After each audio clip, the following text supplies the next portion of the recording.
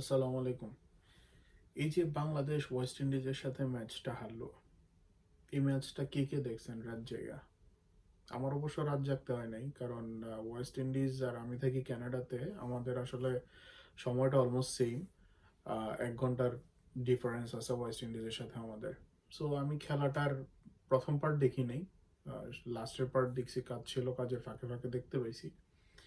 যত দেখছি খেলাটা আসলে সবচাইতে বেশি বিরক্ত উৎপাদন করছে এই কারণে যে আমার কাছে প্রত্যেকবারই মনে হচ্ছিল যে ম্যাচটা বাংলাদেশের জেতা উচিত। 321 রান যদি আমরা ডিফেন্ড করতে না পারি, তাহলে আপনার বুঝতে হবে যে আমাদের পরিকল্পনা বড়সড় ঘাটতি আছে, এবং এটা অ্যালার্মিংও, কারণ সামনে চ্যাম্পিয়ন্স ট্রফি আছে।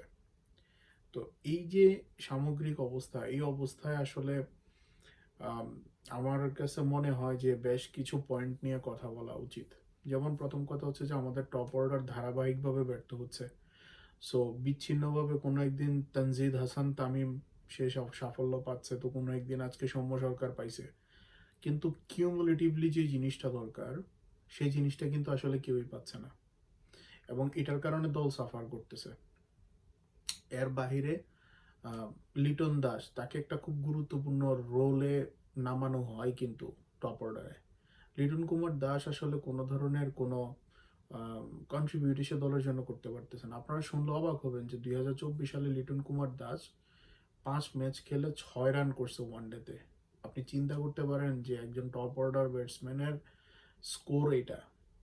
ইভেন আপনি যদি ওয়ার্ল্ডের বর্তমানে কোনো লোয়ার মিডল অর্ডারের বা টেইল এন্ডারের কোনো হচ্ছে যে বা কোনো বলারের স্ট্যাটস যদি দেখেন, তার স্ট্যাটসও আসলে এত খারাপ না। তো এই যখন ধরেন অবস্থা, এর বাহিরে আপনি চিন্তা করেন যে কনসিস্টেন্সির একটা ব্যাপার থাকে। মাহমুদুল্লাহ রিয়াদ এবং জাকির আলী অনেক ভালো ইনিংস খেলছে, for sure, there is no doubt about that. কিন্তু জাকির আলী অনেক সময়ের চাইতে সময়টা আজকে একটু বেশি নিয়ে নিছে। আমার কাছে মনে হয় যে সময়টা আর একটু কম নিয়ে যদি একটু স্কোর করতে পারতো তাহলে বেটার হইতো। তো এই যে দলের এই সামগ্রিক অবস্থা, এই সামগ্রিক অবস্থায় আসলে আম, আমার কাছে মনে হয় যে আসলে বাংলাদেশের অনেক কিছু ফাইন টিউনিং করা উচিত। দলটারে একাট্টা হয়ে গুছানো উচিত। তো আপনারা বলতে পারেন দলের মধ্যে অনেক প্লেয়ারই নাই। কে নাই? নাজমুল হাসান শান্ত। ওরে আমি তো কোনো প্লেয়ারই মনে করি না। ও থাকা আর না থাকা সেম সেম জিনিস, উইকেট দিয়ে আসবে। সো আমাদের একটা স্ট্রং মিডল অর্ডার দরকার। তাহিদ হৃদয় কেন ওয়ানডে দলে নাই, I have no idea. Afif হোসেনের সময় দেওয়া দরকার। যদি নাজমুল হোসেন শান্ত আর হচ্ছে যে লিটন কুমার দাস আর সৌম্য সরকার যদি এত সময় পায়া থাকে, এই সময়ের যদি মনে করেন 60% সময় আফিফ হোসেনকে দেওয়া হয়, সে বাংলাদেশের একটা অ্যাসেট হবে ফর শিওর। লেখা রাখেন। লোয়ার মিডল অর্ডারে Mahmudullah Riyad is going to finish very soon. তার রিপ্লেসমেন্ট হিসেবে কি আমরা কারোর রাখছি? আপনি বলতে পারেন জাকের আলী অনেক তো উঠে আসছে। জাকের আলী অনেক তো আজকে কয়টা ম্যাচ খেলতেছে দেখা ওরা রেডি করতে পারতেছি। প্রত্যেক ম্যাচে কি সে ভালো খেলে দিবে? না। ওরও অল্টারনেটিভ আরো একজন রেডি করে রাখা উচিত, নাইলে আমরা একদম লোয়ার মিডল অর্ডারে আমরা আসলে খুব বিপদে পড়বো। সামনে চ্যাম্পিয়ন্স ট্রফি, দলের এই হাল, এই অবস্থার মধ্যে আমার কাছে মানে খুব একটা আশান্বিত হওয়ার মতো কিছু নাই। বাংলাদেশের বোলিং লাইন আপ খুব ভালো টাইম পার করতেছিল সেটা টেস্টে। ওয়ান ডেতেও তাদেরকে আসলে রিদমে ফিরে আসতে হবে, এবং 321 রান যদি ডিফেন্ড করতে না পারে তাহলে এটা খুবই আহ, কি বলে এটাকে, এটা এটা খুবই আসলে লজ্জাজনক একটা পরাজয় আমি মনে করি।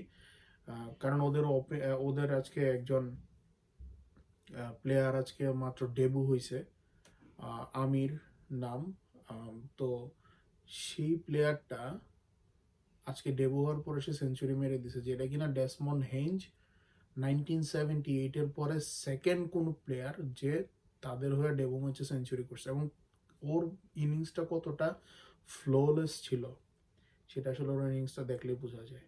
শিখার অনেক কিছু আছে, শিক্ষা সফর কবে শেষ হবে আমি জানি না, বাট আমাদের আসলে এখান থেকে কাম ব্যাক করা উচিত। এবং ক্যাপ্টেন মেহেদী হাসান মিরাজ, ওরে লম্বা সময় ক্যাপ্টেন্সি দিলেও ভালো করবে, অতটুকু আমার বিশ্বাস আছে। এবং he is leading from the front, at least he is not getting flop every single match, he is doing good runs. So আমার কাছে মনে হয় যে একটু টিউনিং করা উচিত, পরিকল্পনার জায়গাগুলোতে একটু ফাইন টিউনিং করা উচিত, টপ অর্ডারে রান করা উচিত। তাহলে আমার কাছে মনে হয় বাংলাদেশ একটু শেপে ফিরবে। সেটা যত দ্রুত হবে চ্যাম্পিয়ন্স ট্রফির জন্য ততই ভালো। ভালো থাকবেন। আল্লাহ হাফিজ।